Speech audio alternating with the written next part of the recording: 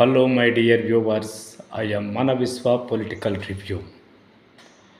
అదే ముస్లింలనైతే ఇలా అనేవారా, క్రిస్టియన్స్నైతే ఇలా అనేవారా, మా హిందువుల్ని కాబట్టి కదా ఈ విధంగా చులకనగా కామెడీగా సెటైర్లుగా పోస్టులు పెడతారు అని చెప్పేసి మన హిందూ మతంలో చాలామందికి ఒక అభిప్రాయం ఉంది, అపోహ కూడా ఉంది.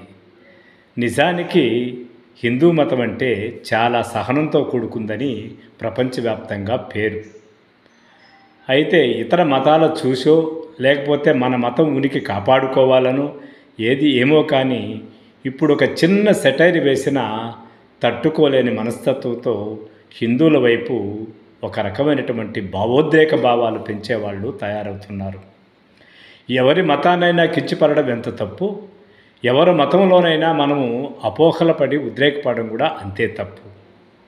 సహజంగా సామాన్య జనాలకి సాంఘిక జీవనం గురించి మాట్లాడుకుంటే ఎవరికీ అభ్యంతరం ఉండదు.